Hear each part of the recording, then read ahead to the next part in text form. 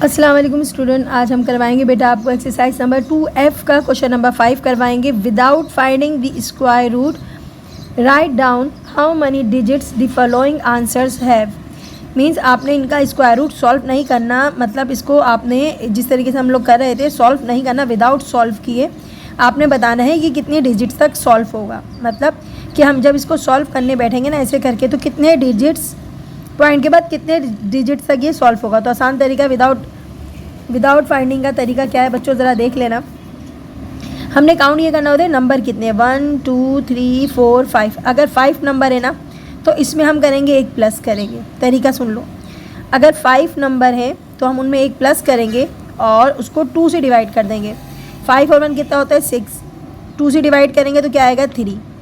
इस तरीके से सॉल्व करना है। लेकिन अगर ऑलरेडी ये 6 नंबर है, जैसे ये नंबर है 1 2 3 4 5 6, अगर 6 नंबर है तो हमने इनको डिवाइड करना है 2 से। इनमें 1 प्लस को इनमें 1 प्लस नहीं करना। तो बिल्कुल सिंपल ही मेथड है। तो आके कॉपी में करते हैं अपनी। तो बेटा पहला वाला देखिएगा कितने नंबर है 1 2 3 4 5 नंबर है। हमने 5 में 1 प्लस किया, कितना आया 6, और डिवाइड करना है 2 से तो 3 आएगा, 3 डिजिट्स आएंगे। अब यहाँ पर कितने नंबर है 1 2 3 4 5, यहाँ पर भी 5 है तो यही प्रॉब्लम, यही सोल्यूशन होगा। इसमें भी 3 आएगा।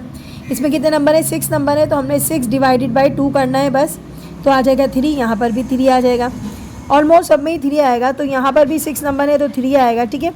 सॉरी, यहाँ पर भी 6 नंबर है तो क्या आएगा 3 आएगा। अब नेक्स्ट क्वेश्चन देखते हैं बच्चों आप।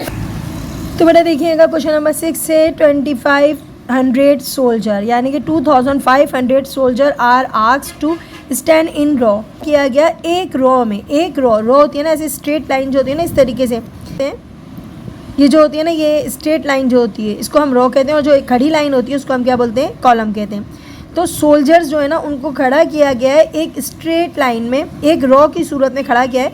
2500 सोल्जर हैं, सही है, 2500 सोल्जर हैं। अब एक रॉ में हमने कितने खड़े किए ये नहीं पता, बस इतने सोल्जर्स को इस तरीके से खड़ा किया गया है। इफ़ एवरी रो में हैज़ मैनी सोल्जर मौजूद हैं, एंड देयर आर रो, यानी कि जितनी उन्होंने रॉ बनाई है ना, जितनी भी रॉ बनाई है उतने ही सोल्जर उसमें मौजूद हैं। फॉर एग्जांपल यहाँ पर मैं आपको छोटी सी एग्जांपल देती हूँ। एक रो में अगर मैं 3 सोल्जर खड़ा करती हूँ, ठीक है, तो मेरे पास 3 ही रो होंगी। समझ आ रही है कि जितने मैंने सोल्जर एक रो में खड़े किए ना इतनी ही मुझे रो बनानी है। इसी तरीके से 2500 सोल्जर हैं, इन्होंने इस तरीके से खड़ा किया है कि जितने रो में मेंबर हैं उतने ही रॉ उसने बनाई हैं। तो करते हैं सॉल्व बच्चों। तो बेटा हमारे पास जो है टोटल सोल्जर जो थे वो टोटल सोल्जर हमारे पास 2500 है। इस तरीके से खड़ा करना है कि जितनी ही रॉ बनेंगे ना उतने ही सोल्जर अंदर खड़े होने चाहिए। लाइन के अंदर जो लाइन बनी है ना, जो रॉ बनी है ना, उसमें जितने सोल्जर होंगे ना, ठीक है, उतनी ही रॉ बननी चाहिए। तो हम इसका क्या फाइंड करेंगे, हम इसका स्क्वायर फाइंड करेंगे। तो स्क्वायर फाइंड करने के लिए हम क्या करते हैं बच्चों, दोनों मेथड में से आप कोई सा भी यूज़ कर सकते हो। फैक्टराइजेशन भी यूज़ कर सकते हो और आप इसका डिवीजन भी यूज़ कर सकते हो, आपकी मर्ज़ी है। मुझे डिवीजन ईजी लगता है तो मैं इसलिए डिवीजन यूज़ कर रही हूँ।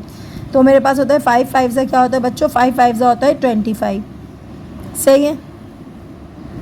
कितने बचे बच्चों, यहाँ पर 10 हो गया, यहाँ पर कितने, यहाँ कुछ नहीं बचा, 2 0 उतने। तो 2 0 की जगह हम क्या करते हैं, पैर उतार के 1 0 लगा देते हैं, सही है। और आपका जो है वो नहीं सॉल्व हो सकता, इसलिए 50 आएगा।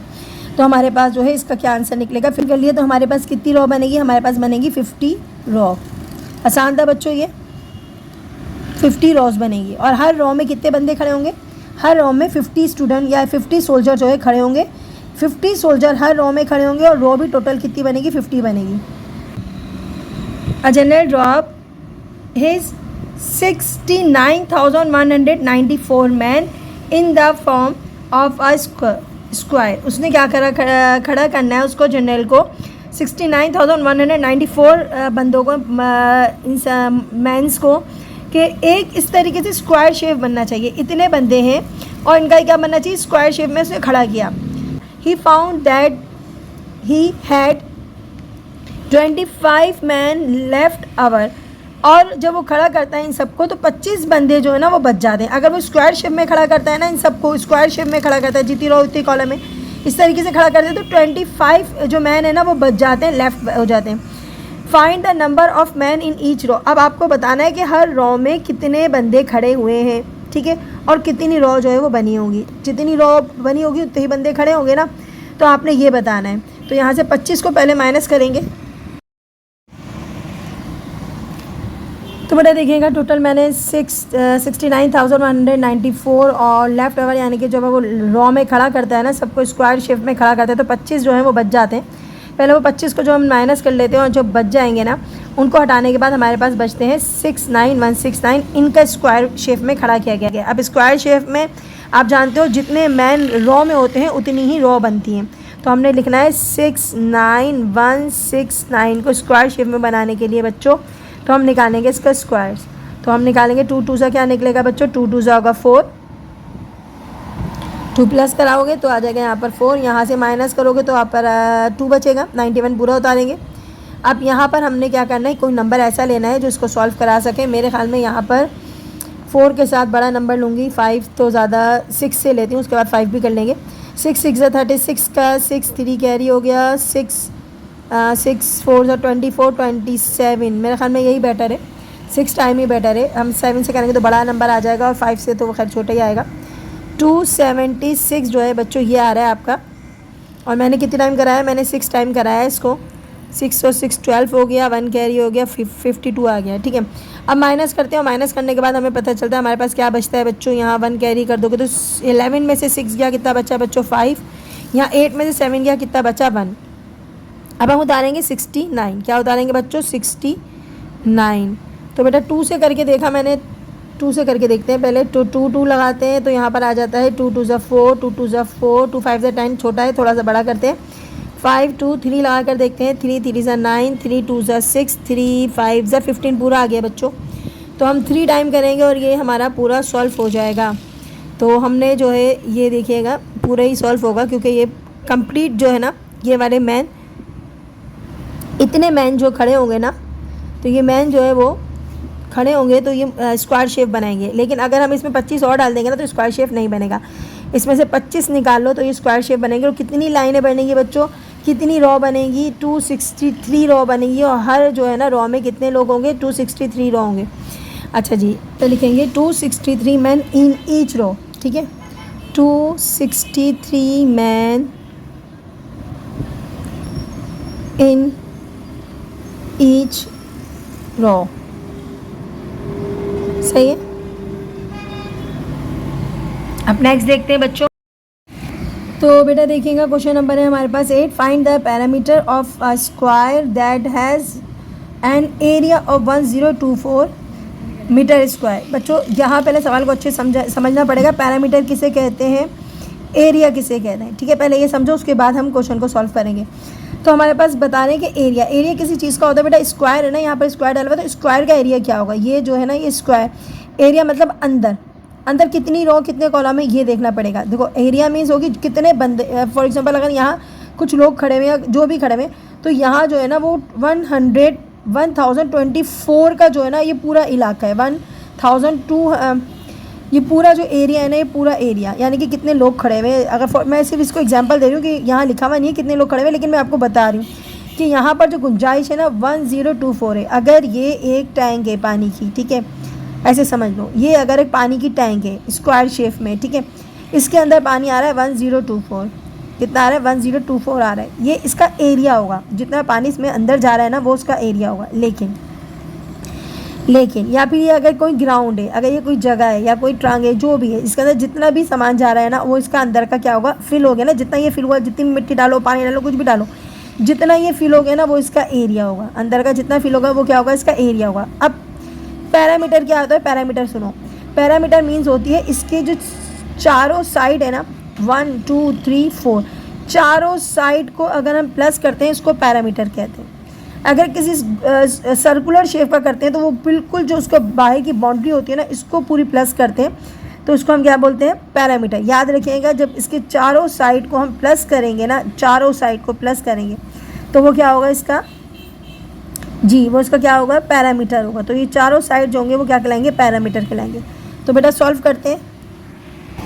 तो बेटा हमारे पास हमने फाइंड क्या करना है, हम लिखेंगे, पहले सोल्यूशन लिख लेते हैं। हमें फाइंड करना है, हमें पैरामीटर फाइंड करना है, किसका, स्क्वायर का पैरामीटर फाइंड करना है। तो पैरामीटर फाइंड करने के लिए हमारे पास फार्मूला होता है 4 मल्टीप्लाई स्क्वायर का पैरामीटर है ना, स्क्वायर का पैरामीटर है, सही है, मैंने पी लिख दिया, याद रखेंगे स्क्वायर का पैरामीटर है तो उसका फार्मूला होगा 4 डिवाइडेड मल्टीप्लाई बाय साइड्स, सही है, 4 डिवाइड मल्टीप्लाई बाय साइड होगा इसका फार्मूला। तो हमने सबसे पहले देखना पड़ेगा एक साइड कितना है, हमें सबसे पहले देखना पड़ेगा एक साइड कितना है, क्योंकि बच्चों ये देखो अगर हम स्क्वायर बनाते हैं ना, स्क्वायर के चारों साइड क्या होते हैं, बराबर होते हैं।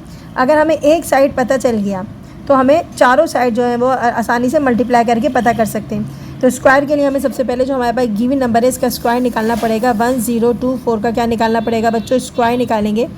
तो यहाँ हमने पेयर बना लिए तो हमारा आ जाएगा, पर हमने देखा 10 है तो 10 जो है वो 3 के टेबल में 3 3 से 9 करके चला जाएगा, तो हमने लिख दिया 3 3 से क्या लिख दिया बच्चों, 9 लिख दिया, सही है। अब यहाँ पर जो है हमारे पास क्या बचा बेटा, 1 बचा, माइनस करवाओगे तो क्या बचेगा, 1 बचेगा, और हम उतार देंगे 24। 3 और 3 कितने होते हैं, 3 और 3 को प्लस कराओगे तो हो जाएगा 6। अब 124 आ रहा है बच्चों, ठीक है, 124 क्या लेंगे हम, जल्दी से बताओ, 6 के साथ लेते हैं, 2 लेके देखते हैं, 2 2 ज़ा 4, 6 2 ज़ा 12, जी हाँ 124 पूरा आ रहा है बच्चों। तो हमारे पास ये आ गया है हमारा स्क्वायर, 6 लिया है ना, 2 लिया है बच्चों, तो 2 लिया है ना हमने, तो हमारे पास 124 पूरा आ गया है। अब हमने क्या करना है, हमें एक साइड मालूम हो गया, क्योंकि यहाँ जो एक साइड में जो एक साइड है ना, जितने भी स्टूडेंट्स या जितने भी लोग खड़े हुए हैं, जितना भी एरिया है, इसका एरिया जो है ना एक साइड का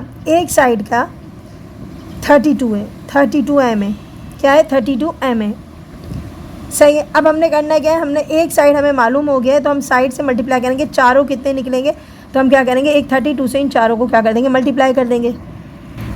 तो हम यहाँ लिखेंगे सबसे पहले पैरामीटर ऑफ स्क्वायर,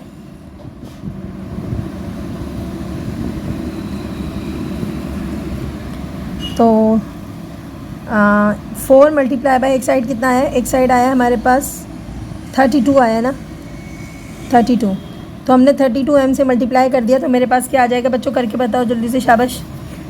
4 2 ज़ा 8 आ गया, सही है, और 4 3 ज़ा 12, यानी कि 128 आ गया है। तो इसका आंसर क्या आएगा, 128 मीटर, और ये बेटा आपका आंसर है।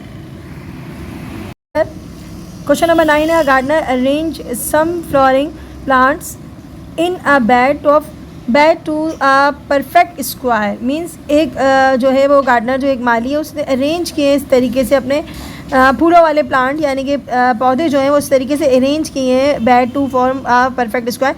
ज़मीन में इस तरीके से क्यारी जो होती है ना, इसको क्यारी बोलते हैं, जो ज़मीन में लगाते हैं ना, इस तरीके से उसने लगाए अपने पौधों को, इस तरीके से अरेंज किया है कि वो परफेक्ट स्क्वायर रूट बन जाए। मतलब जितनी उसकी रॉ है ना, जैसे फॉर एग्जांपल अगर उसने यहाँ पर जितनी पौधे लगाए उतनी ही उसकी रॉ बने, एक स्क्वायर शेप बन जाए, एक क्या बन जाए, एक स्क्वायर शेप बन जाए। बट लेकिन find that he needs 11 more plants, लेकिन जब वो ये कर रहा है ना, स्क्वायर शेप बना रहा है, तो उसको 11 पौधों की और ज़रूरत पड़ रही है, टू कंप्लीट द वर्क, अपने काम को पूरा करने के लिए, ठीक है, यानी कि 11 पौधे उसके काम है। If there are 60 plant in each row, मतलब उसने हर रॉ में कितने 60 प्लांट लगाए, यानी कि ये जो रॉ होती है ना, इस रॉ में उसने कितने प्लांट लगाए, 60 प्लांट लगाए। अब उसको 60 रॉ बनानी होगी, क्योंकि जितने होते हैं ना यहाँ पर मेंबर, उतनी ही आपको रॉ बनानी होती है, तो उसको उतनी ही रॉ बनानी होगी। अब आपने ये बताना है, अच्छा जी स्क्वायर, अच्छा how many plants did he start with, अब आप ये बताओ कि उसके पास टोटल प्लांट कितने थे कि उसके 11 कम पड़ रहे हैं, ठीक है। तो करके देखते हैं सॉल्व बच्चों इसको, कितने थे, numbers of plant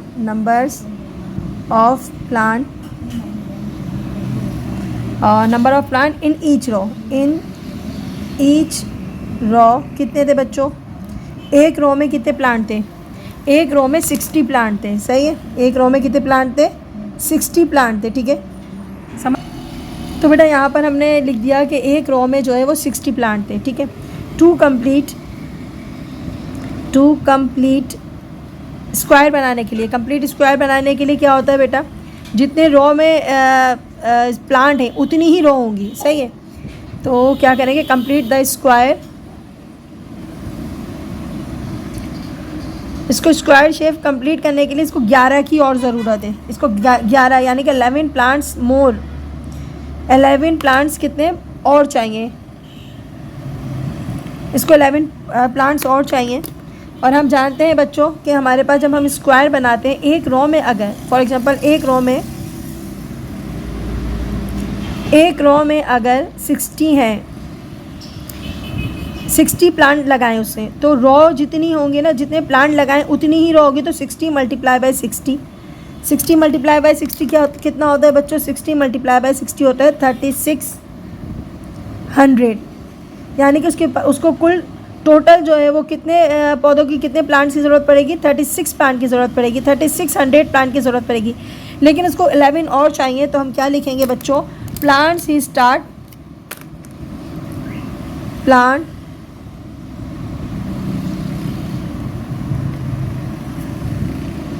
he start, उसने कितने का स्टार्ट किया होगा? क्योंकि उसके पास जितने कम है ना, वो तो 11 कम है। उसने स्टार्ट लिया है बच्चों विद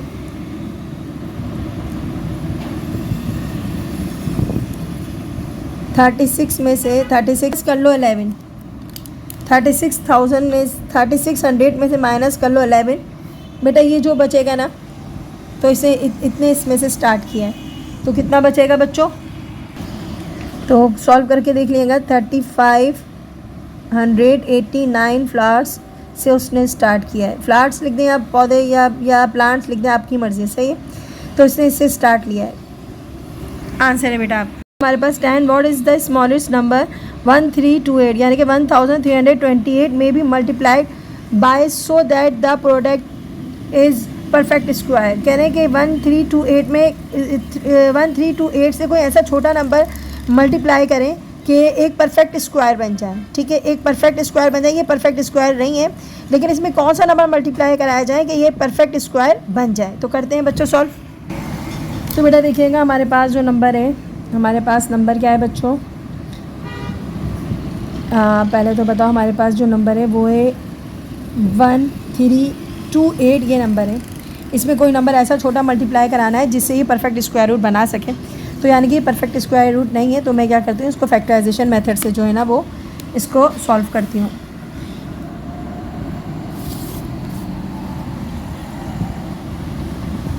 तो बेटा इसको हम करेंगे फैक्टराइजेशन मेथड से सॉल्व। 1328 सही है। तो इवन नंबर है, 2 से लेते हैं पहले, सही है। 2 से लेते हैं तो हमारे पास आता है 2 6 12, 1 कैरी हो गया, 2 6 12, 2 4 8। फिर दोबारा 2 से लेते हैं, 2 3 6, 2 3 6, 2 2 4। फिर 2 से लेते हैं, 2 1 2, 2 6 12, 2 6 12। फिर 2 से लेते हैं तो आएगा 2 8 16 और 2 3 6। अब नहीं जाएगा 2 से ना, अब 2 से नहीं जाएगा, तो अब किससे लेंगे बेटा? जब 2 से नहीं जाता तो हम 3 से कोशिश करते हैं। तो 3 से तो भी नहीं जाएगा, क्योंकि ये प्राइम नंबर है। ये क्या नंबर है? प्राइम नंबर है, सिर्फ अपने ही टेबल में जाएगा। तो जाएगा ये 83 1 83। अब देखो बच्चों, ये बन गए पेयर्स, लेकिन 83 का पेयर नहीं बना। याद रखना, 83 का पेयर नहीं बना। तो बेटा जिसका पेयर नहीं बनता ना, उसी से मल्टीप्लाई कराएंगे तो हमारा आंसर आ जाएगा। तो हम आंसर लिखेंगे the smallest number two multiply by 83। सही है। थोड़ा सा और लिख देते हैं, प्राइम फैक्टर बना के थोड़ा सा और लिख देते हैं ताकि आपको अच्छे से समझ आ जाए। प्राइम फैक्टर बने हैं, 2 बना है 4 टाइम, क्योंकि इसके इवन बन गए, पेयर बन गए, लेकिन 83 का बना नहीं पेयर। जिसका पेयर नहीं बनता ना बच्चों, बस समझ जाओ इसी नंबर से मल्टीप्लाई कराएंगे तो हमारा आंसर क्या है, जो है वो परफेक्ट स्क्वायर आ जाएगा और कुछ भी नहीं बचेगा। तो ये नंबर जो है ना, तो हम क्या लिखेंगे? Smallest number two multiply, so smallest number two multiply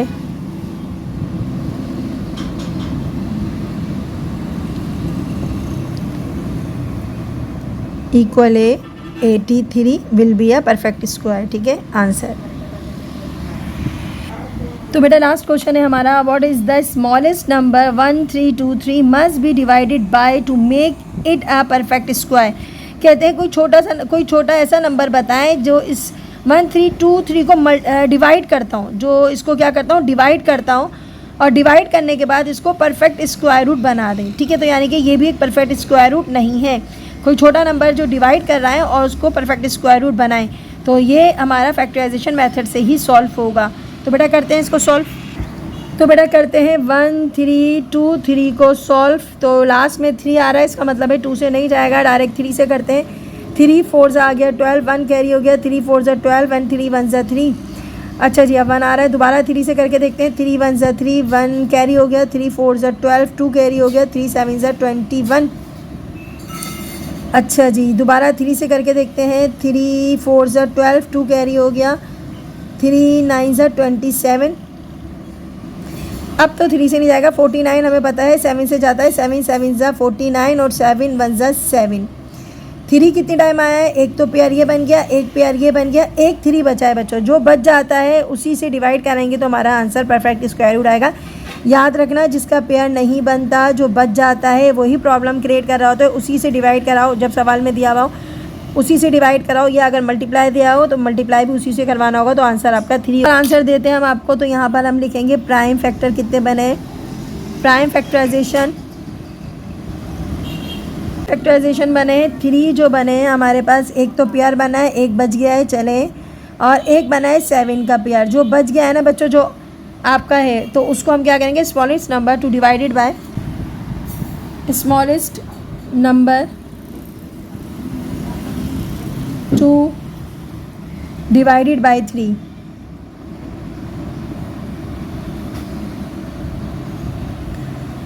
divided by 3 will be a perfect square।